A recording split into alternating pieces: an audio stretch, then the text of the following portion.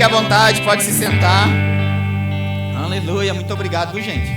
Até daqui a pouco, vocês são top, viu? Aleluia. Eita glória, deixa eu olhar bem para vocês. Eu não sou animador de plateia, viu? Em nome de Jesus, graças a Deus, eu sou pastor. Não pretendo mesmo fazer para animar, até porque eu não estou diante de uma plateia, eu estou diante da igreja, que é o corpo de Cristo, amém? Mas é claro que o corpo de Cristo, como é vivo, como é um organismo vivo, ele se anima com as coisas que Deus fala. Então, a gente precisa mesmo aprender a expressar aquilo que está no nosso coração.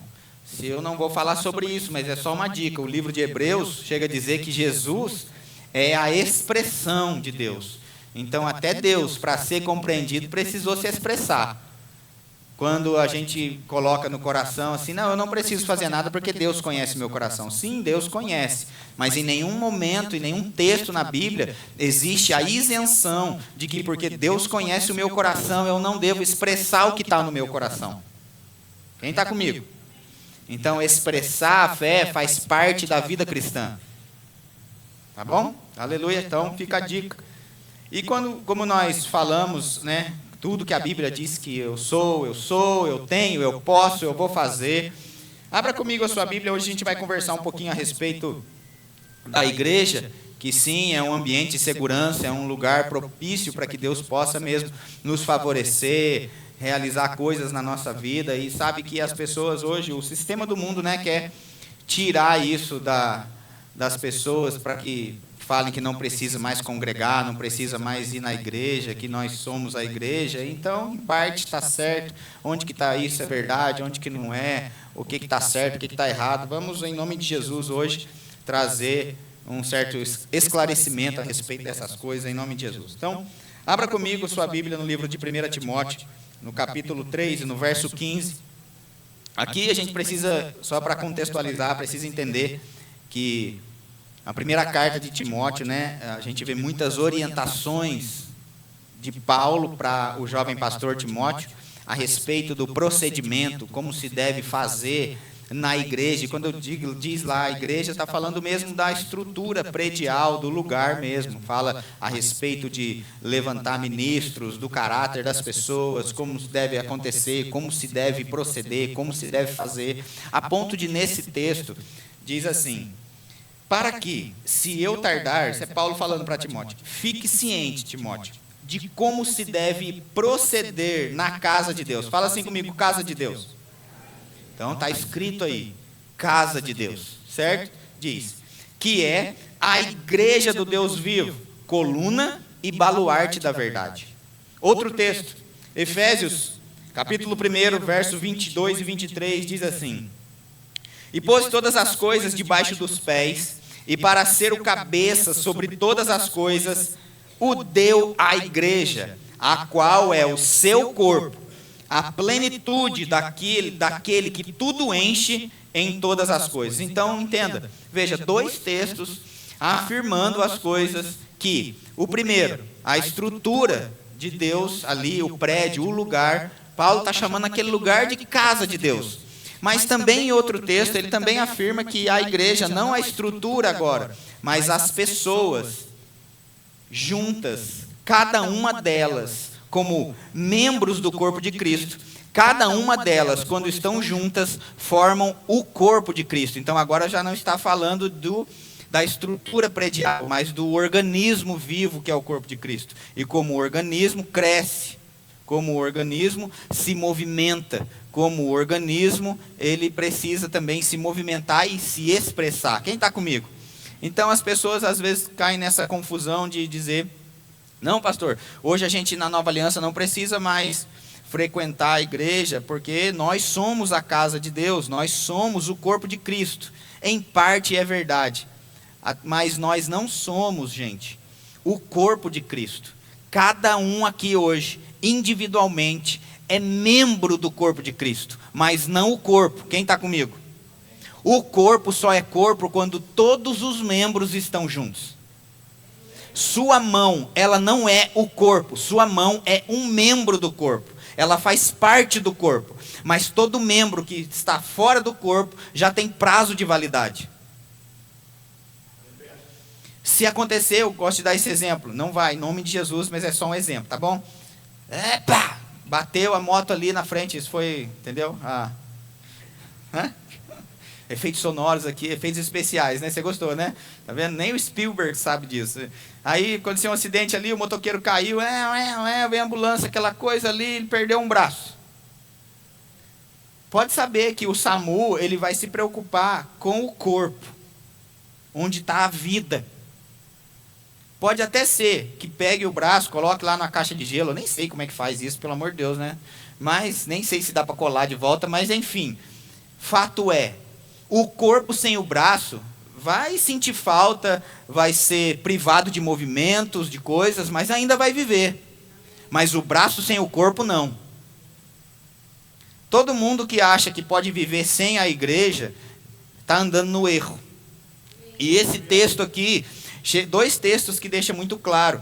Fala, o primeiro da estrutura, fala que a igreja ela é coluna e baluarte da verdade. Fala de essa estrutura de proteger o que é verdade. Quando fala de coluna, fala mesmo dessa sustentação das coisas. Fala de baluarte, fala justamente de uma base onde nós podemos construir algo sólido e forte. E quando fala do corpo de Cristo, gente, olha que interessante, eu vou ler de novo o verso 23, diz assim: deu à igreja a qual eu sou o corpo, a plenitude. Plenitude fala de algo completo, de algo íntegro, sem falta. Então, a igreja, quando todos os membros estão juntos, onde existe uma unção coletiva, porque cada um, gente, recebeu de Deus um chamado. Quem está comigo? Cada um tem uma unção específica. Então, somente quando todos estão juntos, essa unção coletiva está disponível. Nunca em outro lugar, mesmo que a gente assista um culto pelo YouTube, mesmo que a gente assista um congresso ou algo, a gente pode até receber a palavra em parte, mas a unção coletiva só está presente e disponível no ambiente. Quem está comigo? Então, aqui esse texto de Efésios deixa muito claro que a igreja, então, como organismo vivo, ela é a plenitude. É completo. Por que é completo? Cristo foi o único que andou aqui na terra e manifestou e operou nos 5 dons ministeriais. Ele foi apóstolo, profeta, evangelista, pastor e mestre. Hoje a gente pode ver isso no livro de Efésios, no capítulo 4, que ele distribuiu esses dons para a igreja. Então ninguém mais opera nos 5 dons ministeriais. Apesar de ter alguns que falam que opera nos 5 e mais outros e são quase semideus, mas não é assim. Deus dividiu isso. Então perceba que somente quando esses 5 dons, mais o ministério de socorros, todos eles estão juntos em um lugar, por isso se torna a plenitude, por isso se torna algo completo. Alguém fora pode até operar no dom que recebeu, mas é parte, não é plenitude. Quem está comigo? Veja, a igreja, gente, a gente, quando chega na igreja, a gente não encontra um pouco de Deus. A gente encontra a plenitude de Deus. Se Cristo era a expressão exata de Deus, todas as vezes que alguém ia até Cristo, encontrava a expressão exata de Deus e a plenitude de Deus, espera-se que, quando alguém entra na igreja, encontre também a plenitude de Deus. Se alguém na igreja não está operando, não está fazendo o que deveria, essa pessoa está em falta com aqueles que vão vir para esse lugar para receber. Olha a seriedade do negócio. Então, a igreja, que é o corpo de Cristo, é o organismo vivo, onde, teoricamente, habita e está disponível a plenitude, aí a pessoa chega e não encontra. Por quê? Porque alguém decidiu não operar naquilo. Aleluia. Quem está comigo aqui? Mateus, no capítulo 16, conta uma história de que Jesus ele chegou até os discípulos e disse, né?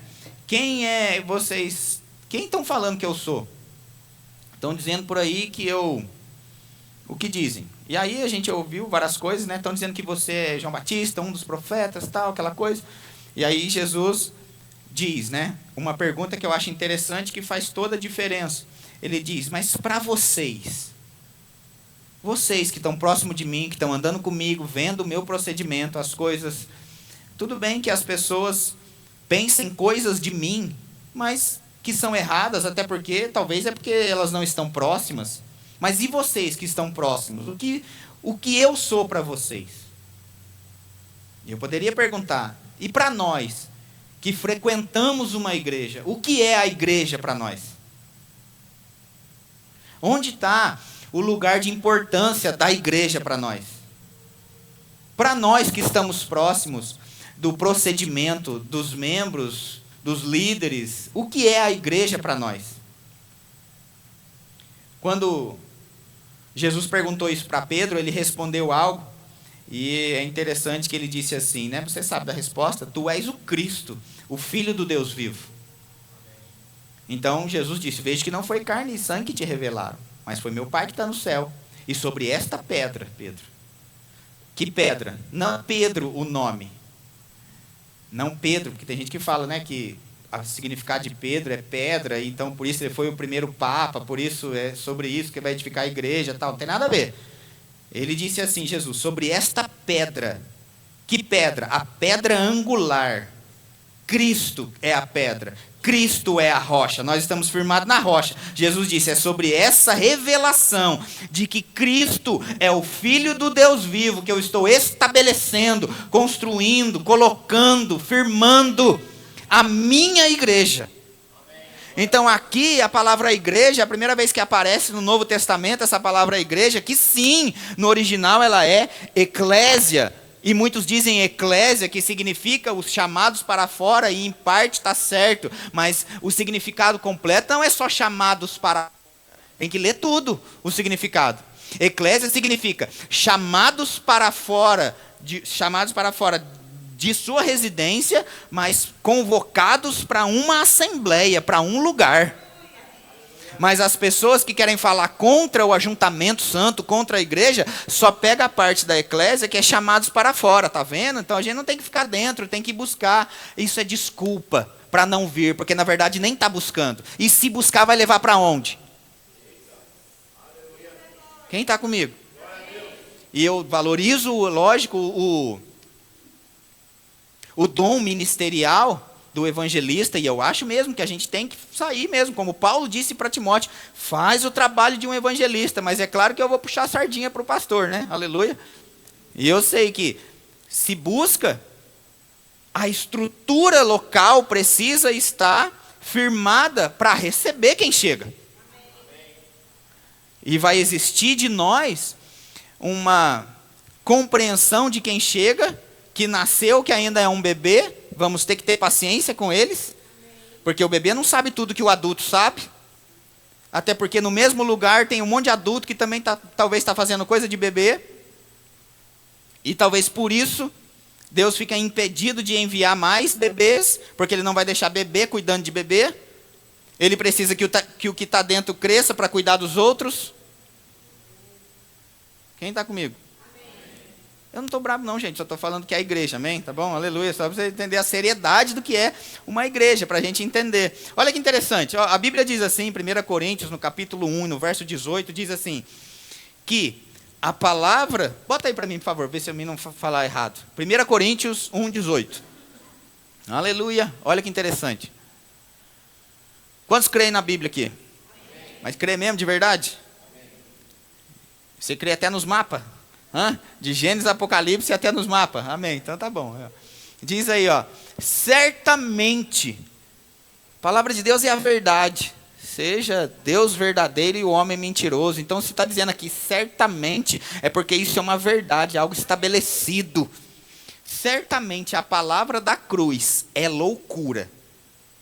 Mas calma, que eu não li tudo, eu sei. A palavra de Deus é loucura, mas não para todo mundo, mas para aqueles que estão perdidos. Então, à medida em que nós ministramos a palavra, se chega no meu coração dúvida a respeito das coisas, ou questionamento da palavra, talvez seja porque eu esteja na condição de loucura e não de crença. Porque a palavra de Deus é loucura para os que se perdem, mas para nós que cremos, se torna manifesto, materializa o poder de Deus. Por isso Paulo, em Romanos 1,16, ele diz: eu não me envergonho do Evangelho. O Evangelho é a palavra. O significado da palavra Evangelho é boas notícias. Então Paulo diz: eu não me envergonho dessas boas notícias que eu trago, porque elas são o poder de Deus.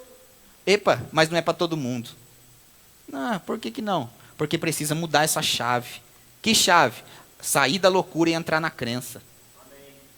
Eu não me envergonho do Evangelho, porque é o poder de Deus, mas não para todos aqueles que creem. E sem acepção de pessoas, porque eles não pode ser grego, pode ser romano, pode ser corintiano também, ele salva em nome de Jesus. Aleluia. Verdade. Alguém um dia disse para mim, eu fui cortar o cabelo essa semana e disse assim, foi brincar, né? Quem é corintiano aqui? Levanta a mão, só para mim saber. Que Deus o tenha. Mas é verdade, é verdade. O cara disse assim para mim, abusado ele. Disse assim, tá vendo? Falando sobre o arrebatamento, está lá em Coríntios, ou seja, os corintianos vão primeiro. Eu falei, claro, que quem estreou o céu foi um ladrão. Ele está lá. Mas tá bom, aleluia, volta. Presta atenção.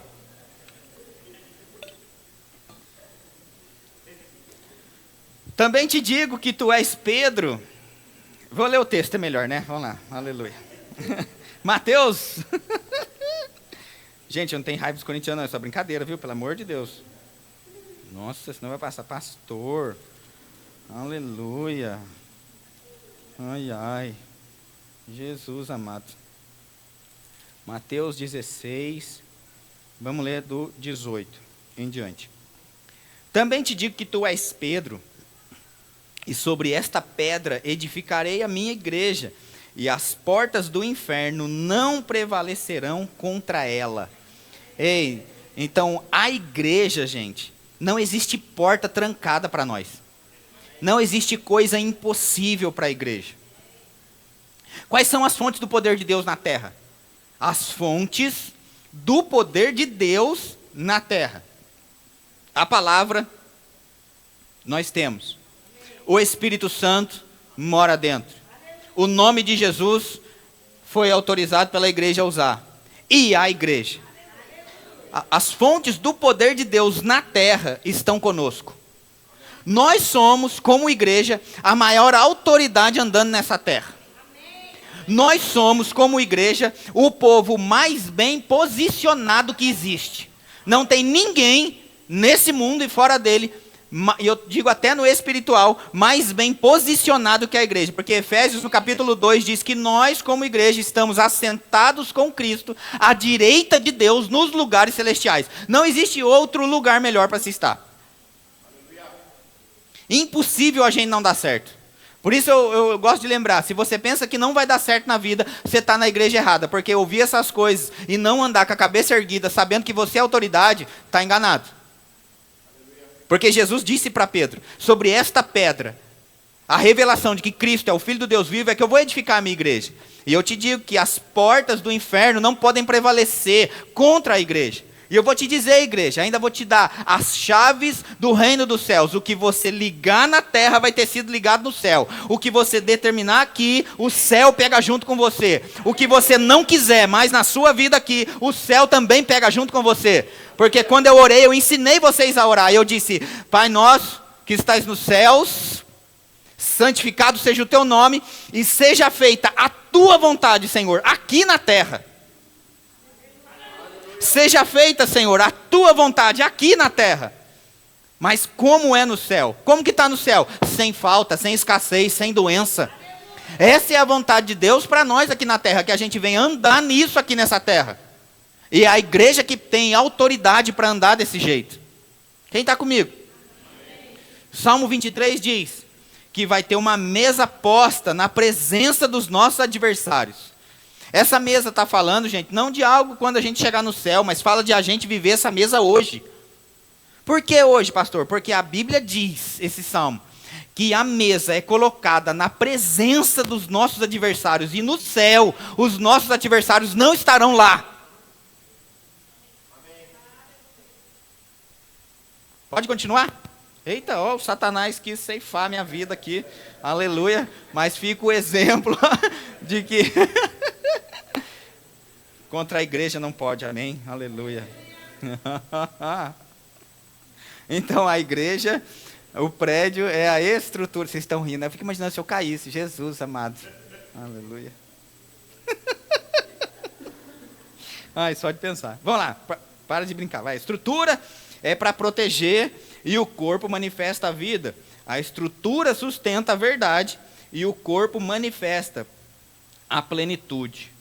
A gente precisa entender que nós estamos mesmo em um lugar seguro. A igreja é um lugar de segurança. Essa plataforma, a igreja, é uma plataforma de conserto, segurança, confronto e lançamento. Deus pode todas as coisas, a gente sabe disso. O texto de Efésios chega a dizer, aquele que tudo enche. Não é isso que diz? Vamos lá. Efésios, a gente leu lá, 1:22. E pôs todas as coisas debaixo dos pés, e para ser o cabeça sobre todas as coisas, deu à igreja, a qual é a plenitude, a qual é o seu corpo, a plenitude daquele que a tudo enche. Se Deus pode encher tudo, por que você acha que Ele não pode encher a sua conta? Será que Ele pode? A questão é, será que eu sustento isso? A questão não é se Ele pode. A questão é o que eu vou fazer com isso. Será que Ele pode contar comigo?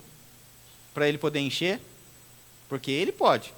Ele encheu a igreja da sua plenitude, de todos os dons, de tudo que Ele carregou na terra, Ele colocou na igreja. E lógico que Ele pode encher as outras coisas. Eu só preciso crer nessas coisas. E, como a gente estava dizendo, só Jesus, né, que operou nos 5 dons ministeriais. E em Efésios 4 a gente vê que a operação desses dons estão agora manifestas, foram entregues para as pessoas. E agora está dividido, não é mais um só que opera em todos. Então nós temos, pode ver que o livro de Efésios, no capítulo 4, chega a dizer que ele estabeleceu na igreja, e coloca até no plural mesmo, pastores, evangelistas, mestres, não é mais um. Está comigo? E aí, é melhor a gente ler, vamos dar uma olhadinha lá. Efésios 4. Corre lá, por favor. Aleluia. Quem está entendendo alguma coisa aqui? Efésios, no capítulo 4. Vamos ler a partir do verso 9. Diz, ora, que quer dizer subiu, senão que também havia descido até as regiões inferiores à terra? Aquele que desceu é também o mesmo que subiu acima de todos os céus para encher todas as coisas. E ele mesmo concedeu uns para apóstolos, outros para profetas, outros para evangelistas e outros, pode ver que está tudo no plural aqui, para pastores e mestres, com vista. Qual era o desejo de Deus quando Ele estabeleceu isso na igreja? Com vista para que o aperfeiçoamento dos santos e para o desempenho do seu serviço e para a edificação do corpo de Cristo. Quando Ele colocou esses 5 dons ministeriais na igreja, a ideia dele era que a igreja mesmo crescesse, que a igreja mesmo recebesse desse dom e manifestasse essa plenitude. Sem o reconhecimento dessas unções, sem a operação dessas unções na igreja, a igreja, o corpo, fica faltoso. E aí, continuando, verso 13. Até que todos, veja, a ideia de Deus não é que só uns alcancem. Eu estou bem, eu estou tranquilo, eu vou na igreja lá, eu sei que o pastor se virou para ler, orar durante a semana e eu vou lá para receber. Não, é até que todos. Até que todos. Até que todos cheguemos à unidade da fé e o pleno conhecimento do Filho de Deus, a perfeita varonilidade, a medida da estatura da plenitude de Cristo, para que não mais sejamos como meninos, agitados de um lado para o outro e levados ao redor por todo o vento de doutrina, pela artimanha, dos homens. A igreja é um lugar de segurança, como diz, Paulo estava dizendo para Timóteo 1 Timóteo 3,15, que é a coluna e baluarte da verdade. Então, quando eu faço parte de uma igreja, eu preciso entender que eu estou protegido do engano. Eu estou crescendo, caminhando para essa plenitude, para essa maturidade. A igreja é um lugar de segurança. Ser não somente frequentador, mas pertencente de uma igreja, faz com que a gente fique seguro de algumas coisas. Eu estou vendo eu lembrei que essa semana a gente estava aqui na quinta-feira, e aí alguém chegou lá fora e disse assim que acharam a chave de um carro na porta do carro, por lá de fora, né? E aí, perguntaram se era daqui, né? Eu fui lá ver, o Marco estava ministrando, eu podia sair, né? Eu fui lá, né? Fui lá e ver. E aí eu pensei, rapaz, eu não sei de quem é esse carro não, mas eu vou lá ver, né? Aí quando eu vi, o cara estava com a chave na mão, e aí ele falou, essa chave aqui. Quando ele me deu a chave, eu não precisei nem ver o carro, porque o chaveiro era do povo mais feliz da terra. E aí na hora eu falei assim, rapaz, não precisa nem ver o carro, é de lá mesmo, cara. O chaveiro condenou. No caso, protegeu. Aleluia. Pelo fato de ser pertencente. Pelo fato de carregar essa bandeira. Não somente ir lá e frequentar, mas de levantar essa bandeira, eu pertenço, eu faço parte, eu sou daqui. Sabe, se Deus, Ele estabeleceu assim na igreja, para que a gente cresça, não reconhecer a unção desses 5 dons ministeriais operando na igreja é sofrimento. Por que algumas pessoas sofrem? As pessoas sofrem, às vezes, não é porque elas deixam de ir na igreja, mas porque elas deixam de receber das unções que Cristo colocou na igreja, para que elas mesmas cresçam. Veja, Mateus no capítulo 9, vamos olhar lá. No capítulo 9, a partir do verso 35, dá uma olhadinha. Aleluia.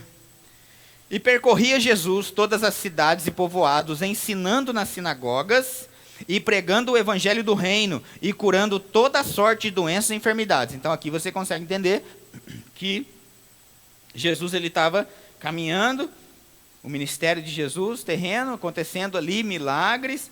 Veja, ensinando nas sinagogas e pregando o evangelho do reino e curando toda sorte de doenças. E aqui, deixa eu deixar isso bem claro, pelo amor de Deus. Toda sorte de doença é todo tipo de doença, tá? Pelo amor de Deus, não é que que sorte, recebi uma doença. Não, é todo tipo, tá bom?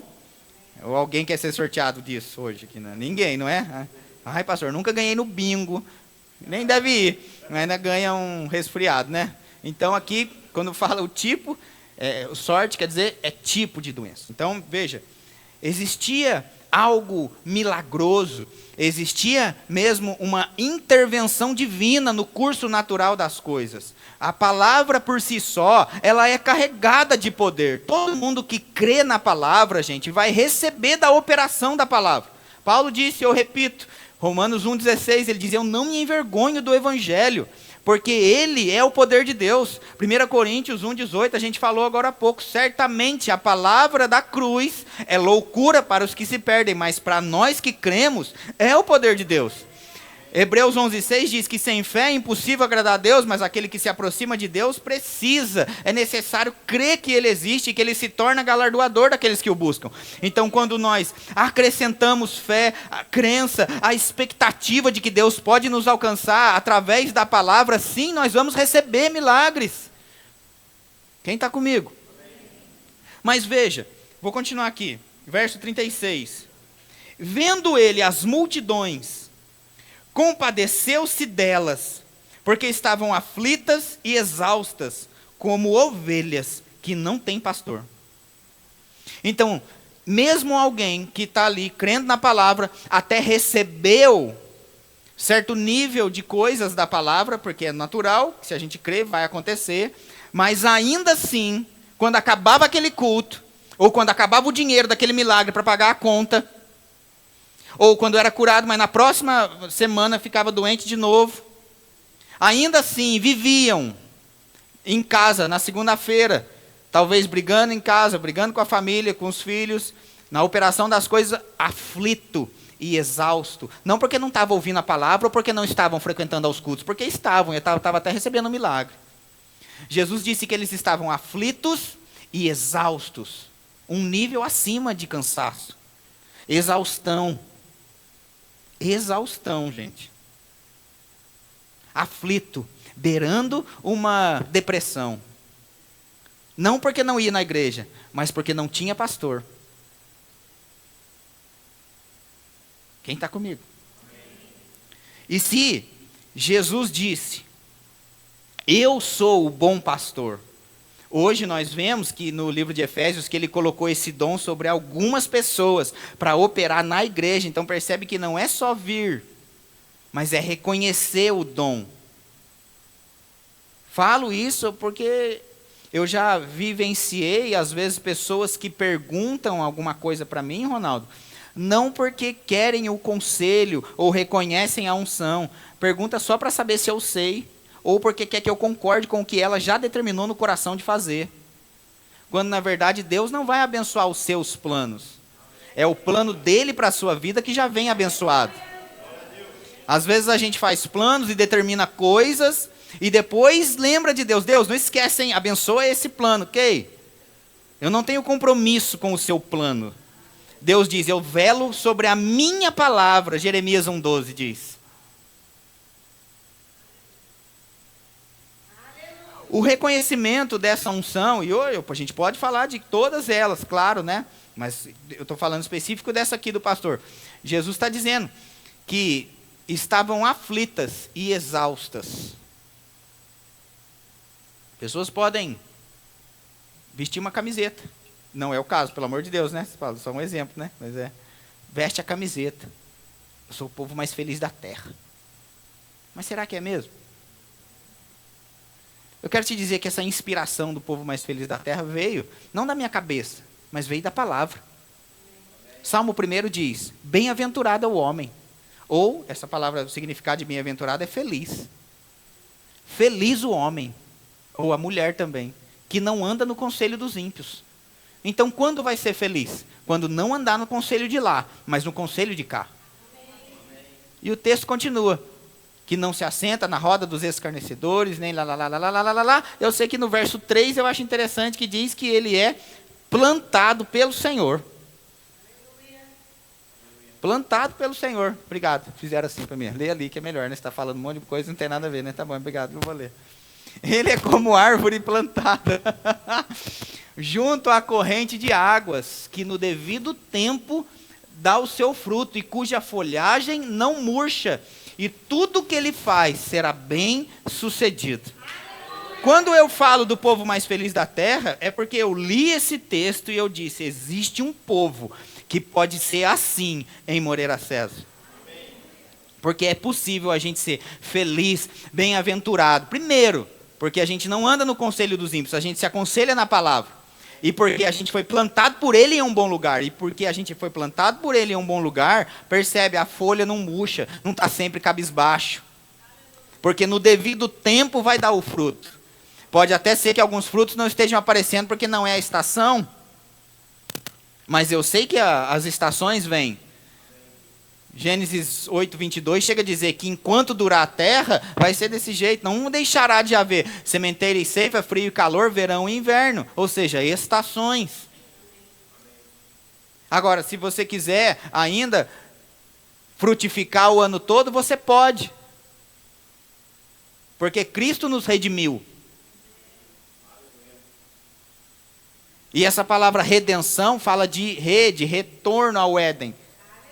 Então significa que quando nós em Cristo fomos redimidos, nós estamos retornando ao original, que é o Éden. E no Éden havia sempre frutos em todas as estações.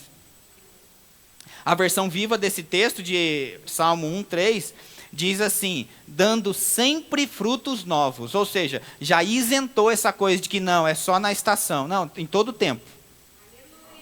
Em todo o tempo. Quem aqui está entendendo alguma coisa hoje? Aleluia. Então não é só frequentar, mas é ser participante, é reconhecer. O que Salmo 23 fala a respeito? Todo mundo deseja o que o dom pode proporcionar. Todo mundo deseja não viver em falta, mas que aquilo se materialize, se manifeste na nossa vida. Se torna até um versículo mais conhecido, de que nada vai faltar. Mas antes de o nada faltar, houve um reconhecimento do dom pastoral. Diz, o Senhor é o meu pastor. Então o nada faltar é consequência de eu ter um pastor. Continua. Ele me faz repousar em pastos verdejantes. Me conduz, me leva para as águas de descanso. O próximo. Refrigera minha alma, guia-me pelas veredas da justiça, por amor do seu nome. Está sempre ali, corrigindo, pelas veredas da justiça. Rapaz, você está crendo errado, não é assim, é a palavra, volta. Verso seguinte. Esse é bom, aleluia, esse é bom. Esse eu gosto porque não é o lugar, mas é com quem eu passo. Então o pastor, ele não vai fazer com que o vale da sombra da morte não exista. Mas a operação do dom vai fazer com que a gente passe por esse lugar sem temer. Então pode ser vale, pode ser montanha, pode ser sei lá onde a sombra da morte passar, mas com quem eu tiver, independente do lugar, a diferença é com quem eu estou passando e não por onde eu estou passando.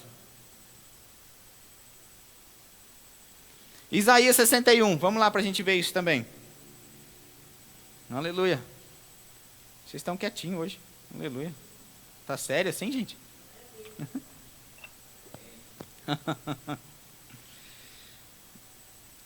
Eu acho engraçado que às vezes o pastor pede coisas para a gente que a gente não quer fazer, sabe? Estou falando do meu agora. Aleluia. Muita coisa mesmo ele me pediu. Muita coisa mesmo ele me pediu e eu não queria fazer. Na verdade, eu não sabia. E a condição, né, de querer ficar naquele lugar de comodismo, para não romper, fazia com que eu não quisesse me mover em direção àquilo. Mas eu conversei com a Maria esses dias e eu me lembrei que eu nunca disse não para o meu pastor. Nunca. Tudo que ele me pediu, mesmo que desafiador que fosse, eu sempre fiz. Eu nunca fui totalmente confiante assim, nossa, eu sou o cara, pode me chamar. Não, não é isso que eu estou dizendo. Eu fui tremendo nas pernas, suando, mas fui. Inclusive vir para cá foi uma delas. Vir para cá, e eu já disse, é uma verdade. Quando eu vim para cá, eu não vim para cá porque eu cria nisso. Eu vim para cá porque eu cria na palavra do homem de Deus que me enviou para cá. Quando Jesus disse, ide, era Jesus que estava enviando. Então, o suprimento está quando a gente é enviado, e não quando a gente é ido. Quem está comigo? Eu preciso ter essa segurança de que quando eu sou enviado e não ido, é ali que está a minha segurança, porque é Ele quem está me mandando ir. Ser plantado em um lugar é o reconhecimento de que eu preciso estar naquele lugar, naquela estação. Quando eu vim para esse lugar, eu fiz questão de gravar isso aqui na minha Bíblia, esse versículo, para o lado de fora aqui na capa, para eu nunca me esquecer dele. João 15,16, que disse assim: não fostes vós que escolhestes a mim, pelo contrário, eu vos escolhi a vós outros, e vos designei para que vá. Olha que interessante.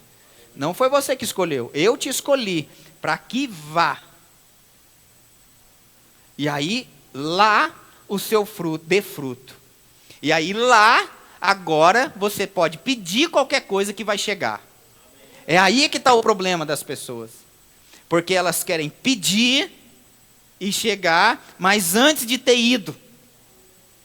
Porque pedir aqui, você quer de alguma forma uma segurança, algo palpável, algo material, para depois ir. Qual é a garantia que eu tenho? Não, a garantia que você tem é a palavra. Primeiro você vai. Eu te designei primeiro para ir. E aí lá naquele lugar que eu te plantei, é agora lá que você vai frutificar. Por isso nós dizemos, hoje é interessante que essa igreja ela é composta, né, por pessoas da cidade de Moreira César, de Roseira e de Guará. Não é isso? Fora os que estão se mudando ainda, aleluia.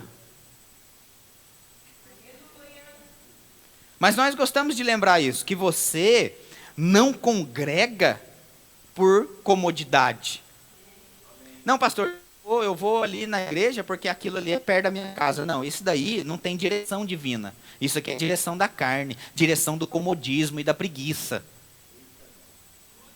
Não é a comodidade que te orienta. Não, eu vou nessa igreja porque é perto. Então, cadê Deus? Cadê a direção? Eu vou naquele lugar porque Deus me plantou ali. E como ele, João 15 diz, meu pai é o agricultor. Olha o que Jesus disse em João 15:1. Meu pai, Deus, é agricultor. E como bom agricultor, como bom fazendeiro, ele entende de estações de terra e de semente. E como bom agricultor, ele entendendo de semente, estações e terra, ele vai saber qual terra é propícia para algumas coisas, então qual semente eu posso plantar naquela terra que ali ela vai frutificar. Quem está comigo? Quem está entendendo alguma coisa assim? Então você é plantado em algum lugar. Então se torna o povo mais feliz da terra, porque foi plantado por ele naquele lugar. Isaías 61, a gente ia ler, né? Abra aí, por favor. Isaías 61, a partir do verso 1. Olha que interessante. Aleluia. Jesus, tudo isso de hora já. O Espírito do Senhor Deus está sobre mim, porque o Senhor me ungiu para pregoar boas novas aos quebrantados, enviou-me para curar os quebrantados de coração, a proclamar libertação aos cativos e a pôr em liberdade os algemados. Próximo.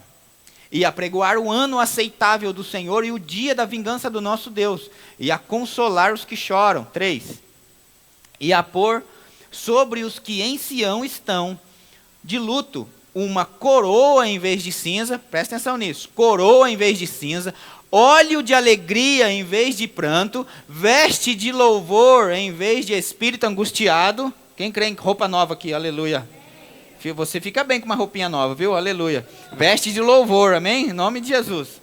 Veste de louvor em vez de espírito angustiado, a fim de que se chamem, vão ser reconhecidos. Quando diz se chamem, não é nem você que colocou o nome, isso vai ser visto, reconhecido e manifesto na vida deles.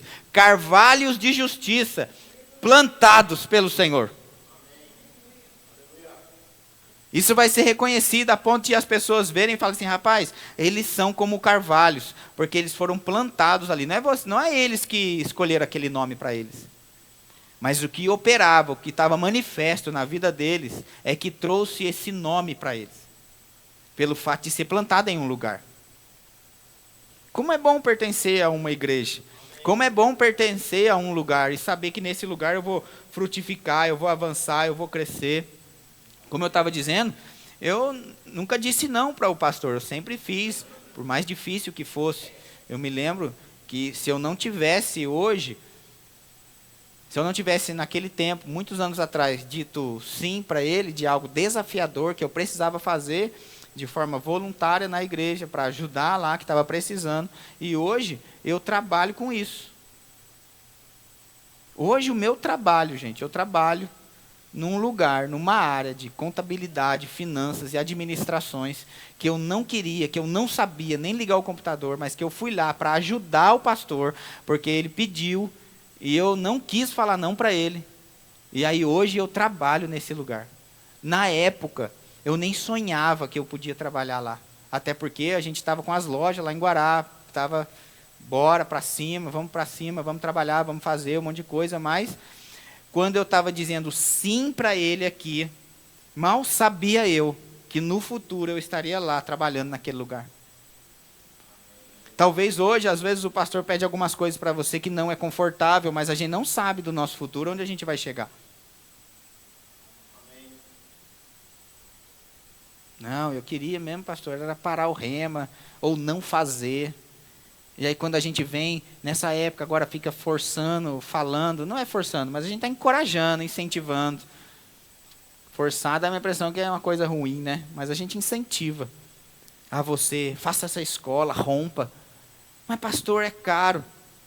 Mas caro é viver sem o conhecimento, gente. Caro é viver aquém do que Deus quer. É claro que tem um custo. Mas o que vai ser recebido, o que vai ser manifesto para nós e apontar para o nosso futuro e para onde a gente vai chegar. Se a gente colocar na ponta do lápis, é barato. Barato.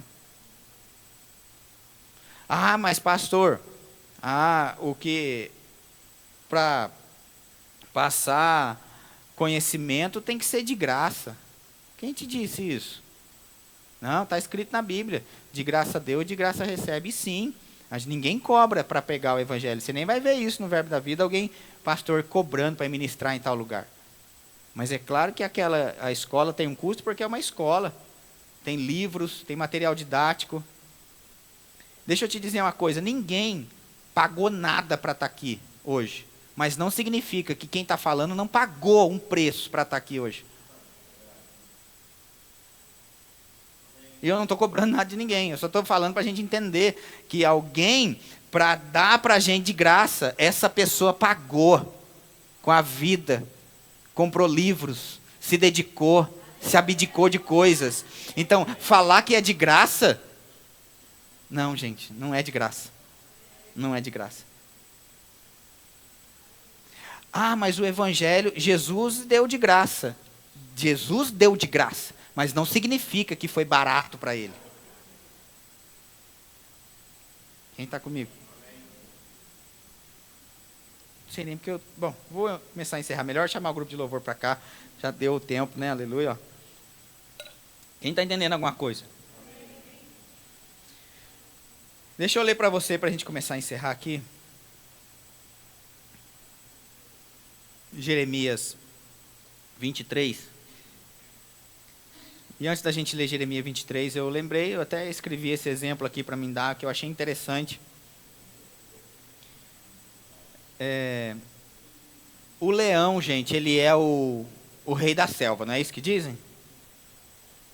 E assim como o leão é o rei da selva, o tubarão, ele está no topo da cadeia alimentar com relação ao mar. Agora, se a gente tirar o tubarão da água e colocar ele na praia, ele ainda vai ser tubarão. A personalidade dele é a mesma, a identidade dele é a mesma, mas a funcionalidade dele muda totalmente. O tubarão ainda está ali, ele é tubarão, mas ele é tubarão e tudo aquilo dentro da água. Se a gente colocar ele por lado de fora, uma criança pode chegar e dar um chute nele e ele não tem mais força. Tem prazo de validade para acabar. Então não é a gente precisa entender que nós somos autoridade quando a gente está no ambiente correto. Assim como a árvore ela frutifica, mas ela é submissa à terra, o crente também, se quiser frutificar e se quiser viver bem, vai ter que ser submisso ao que Cristo estabeleceu na sua palavra. Leia João 15, não dá tempo da gente ler tudo, mas leia João 15 e você vai ver que Jesus disse que se estiverdes em mim, João 15, 7, e as minhas palavras estiverdes em vós, você vai pedir o que você quiser e vai ser feito. Jesus disse em João 15, 1, meu pai é agricultor e eu sou a oliveira. E aí chega a dizer depois nos próximos versículos, vocês são os ramos. Mas o ramo só vai dar fruto se estiver ligado na videira. Fora da videira não dá. E até a videira está submissa a uma terra. Foi plantado num lugar que Deus plantou. Jesus frutificou porque ele é uma semente incorruptível. E Deus plantou essa semente na terra. Para colher os outros. Quem está comigo? Presta atenção aqui em mim. Vai deixar que daqui a pouco eles desenrolam ali. Aleluia. Então, pensando nesse exemplo do tubarão, a gente vai ver que fora da água, ele ainda é tubarão por natureza. Mas a força do que ele estava pronto para operar, esquece, acabou. Acabou aquele tubarão. Não tem mais. No máximo que vai dar para fazer vai ser a gente pegar os 2 palitinhos e ir lá e comer ele cru. Aleluia. Quem que gosta de comida japonesa aqui, só para mim saber? Tem tubarão na comida japonesa? Não, não tem.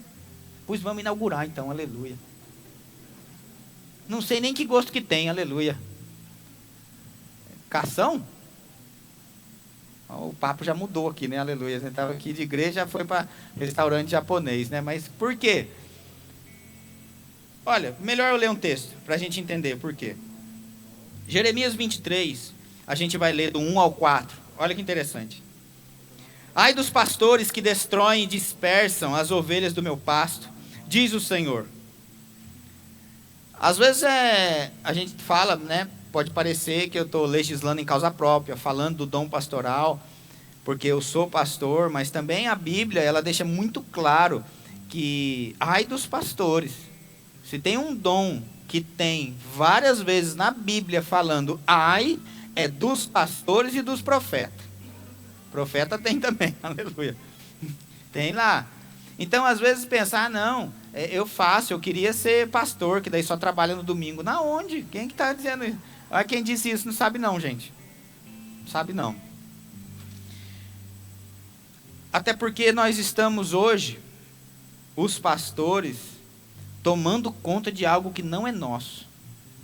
Cuidando das ovelhas que não são nossas, cuidando dos filhos dos outros, porque os filhos são de Deus, e a gente vai dar conta disso.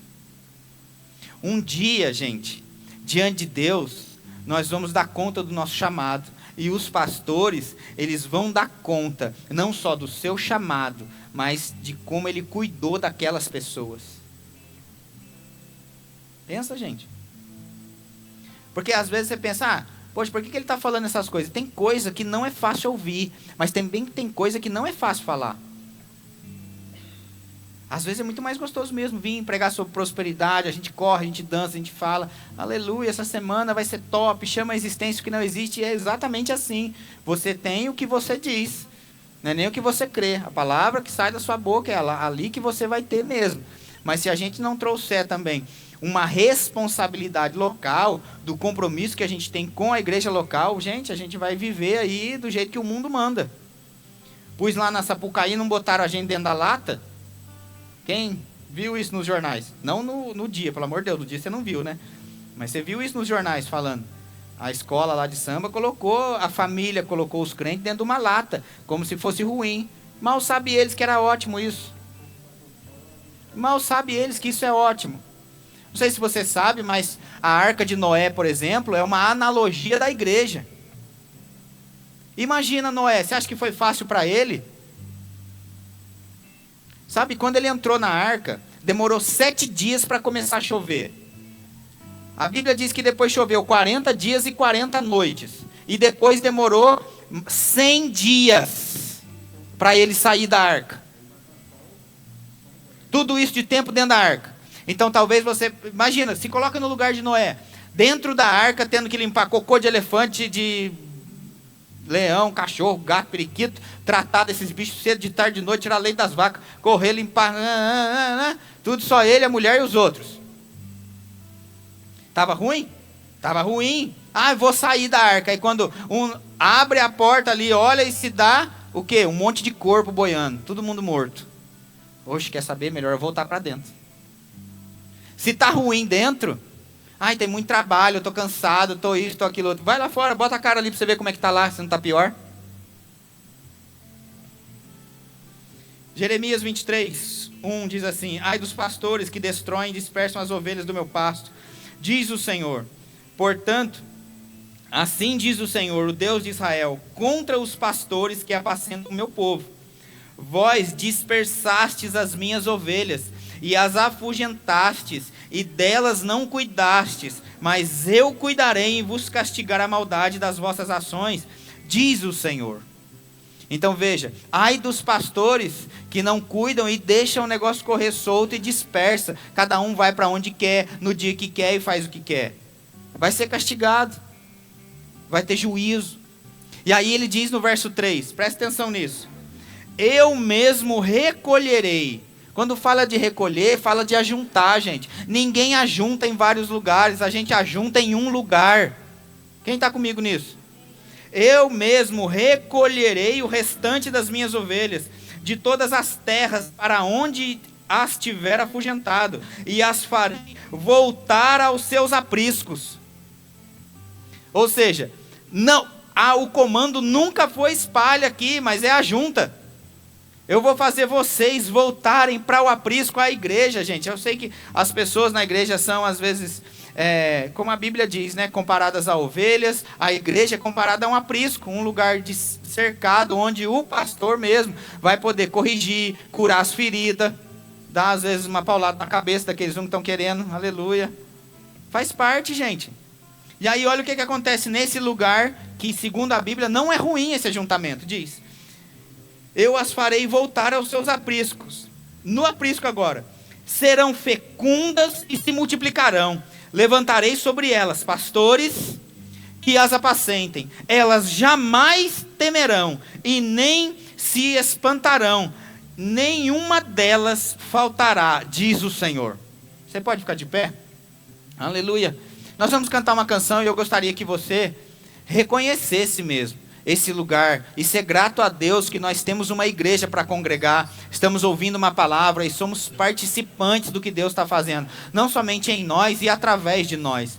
O Salmo 23 diz que Deus vai nos conduzir nessa unção pastoral a pastos verdejantes e águas tranquilas. Nós vimos aqui em Jeremias 23 que a ideia de Deus é esse ajuntamento, e nesse lugar onde nós estamos juntos, nós vamos ser fecundos, não vamos ter medo, vamos desfrutar de longos dias sobre a terra e desfrutar de coisas boas que o Senhor tem, mas é aqui, não é em outro lugar. Agora, eu não sei quanto a você, mas Ezequiel 34:5 diz algo que é para a gente se preocupar. Diz assim, ó: assim se espalharam, e por não haver pastor, se tornaram pasto para todas as feras do campo. Então o que Deus promete em um lugar de ajuntamento, que vai ser lugar de frutificação, de aumento, de provisão, de mais, que eu vou desfrutar de pastos verdejantes, de um bom jantar, de uma grama verdinha, de algo delicioso. Se eu não considero esse lugar, ao invés de eu desfrutar de um bom pasto, eu me torno o pasto para as feras. Aleluia. Aleluia. Você pode dar uma glória a Deus? Aleluia. Não sei, estou sentindo uma atmosfera de temor hoje aqui, aleluia. Mas isso é bom. Isso é bom, gente. Porque a gente não vai correr solto mesmo. Como a gente fala, a gente não veio aqui brincar de igreja. E às vezes esse tipo de mensagem coloca a gente no trilho de novo, para a gente reconhecer o lugar onde a gente deve estar. Reconhecer que eu vou precisar trazer os meus filhos para esse lugar, mesmo quando eles não quiserem. Pega, torce a orelha, puxa pelo cabelo, faz, né, como o Marco falou na quinta-feira, mas traga em nome de Jesus. Esse é o ambiente em que eles devem estar, esse é o ambiente que a gente deve crescer. A gente deve estar nesse lugar mesmo, e reconhecer o que Deus está fazendo nesse lugar. Então, veja que não é nem também só vir, mas é reconhecer que Deus se move nesse lugar, e que tem dons, talentos, a plenitude de Deus operando aqui nesse lugar. Então, o reconhecimento da presença também vai fazer a diferença. A Arca da Aliança ficou lá durante muito tempo, em um certo lugar que não aconteceu nada. Mas em 3 meses que ficou na casa de Obed-Edom, pelo reconhecimento da presença do que tinha ali naquela arca, grandes coisas aconteceram naquela casa. Faça as contas e veja isso. O reconhecimento da presença, todas as vezes que eu valorizo um culto, todas as vezes que eu valorizo a igreja, todas as vezes que eu valorizo uma escala, todas as vezes que eu estou presente nesse lugar. Gostei, teve um dia que o Jô mandou uma foto para a Aline, ela me mandou de volta, Jô. Quando você estava aqui na limpeza, ele mandou a foto para a Aline da igreja limpa, da igreja organizada, e disse que é um prazer servir ao Senhor. Gratidão no coração, e não tinha ninguém vendo, o pastor não estava vendo não. Então é do Senhor que a gente recebe. Não espere fazer só quando tiver algum homem vendo. Não, lembra? O Senhor, gente, Ele não é injusto, a Bíblia diz, para ficar esquecido do vosso trabalho. Nada do que você faz na igreja, nada do que você faz para Ele, que é na igreja, que é o corpo dele, vai ficar sem receber alguma coisa. Aleluia. Aleluia. Vamos falar um pouquinho sobre dízimos e oferta.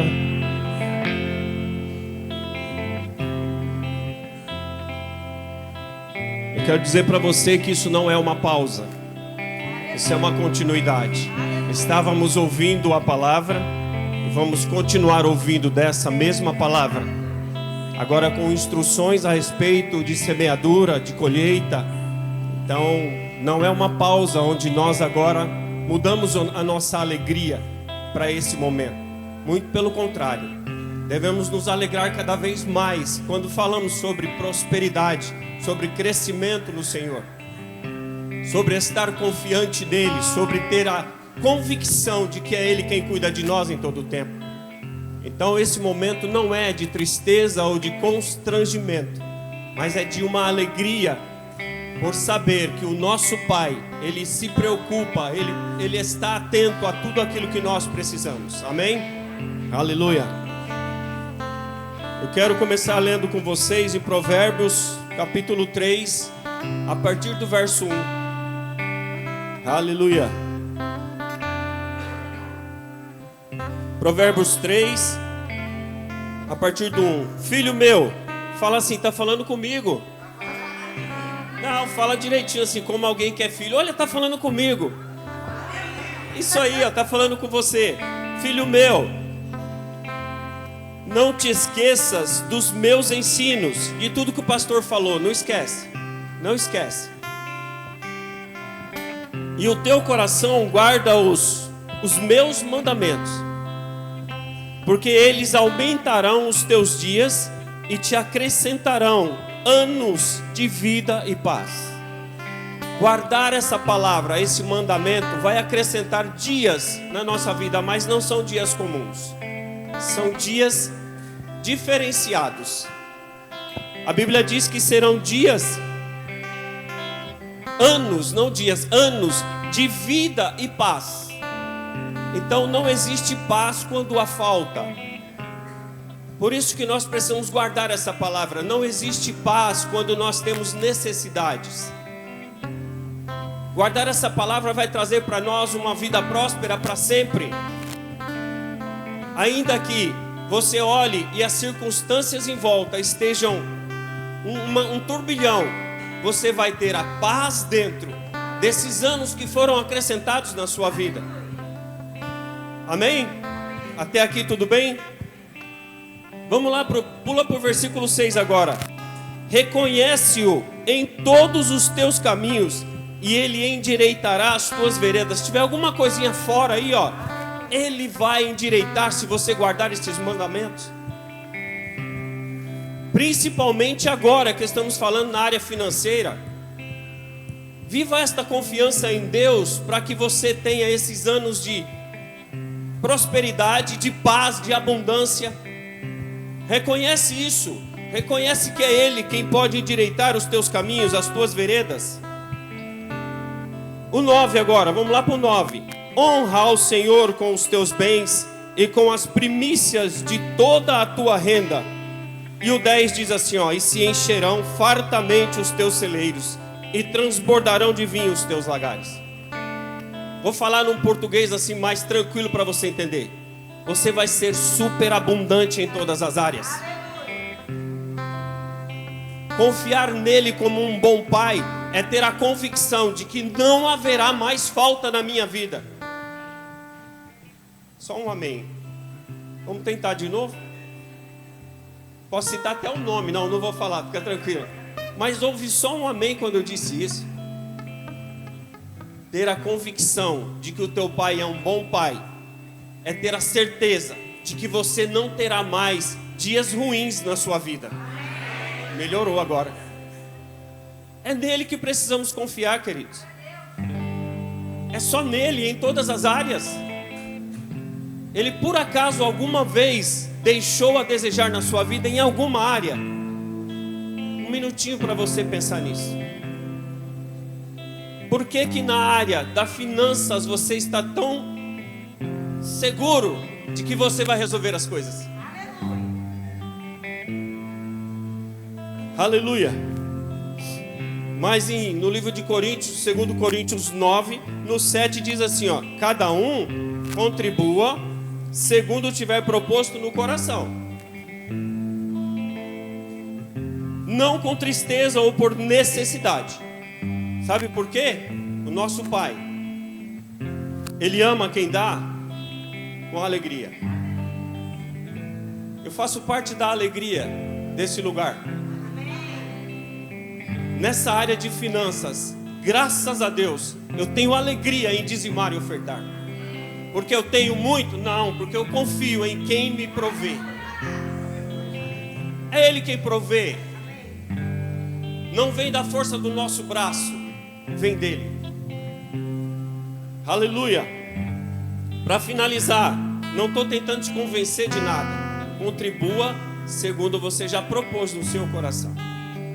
Não queremos que você dê só porque eu estou falando. Não é isso que a gente quer. A gente quer te ensinar um princípio que vai te levar muito mais longe. São dias, são anos de paz para sempre. Eclesiastes 11:4. Essa aqui eu quero que você leia junto comigo. Eclesiastes 11:4. Quem somente observa o vento nunca semeará, e o que olha para as nuvens nunca cegará. Tem algum vento, tem alguma turbulência, tem alguma coisa te incomodando? Se você ficar olhando para isso, você nunca vai semear. Se você olhar e ver nuvens de dificuldade em volta de você, colheita nenhuma você vai ter, porque você está olhando para as coisas erradas.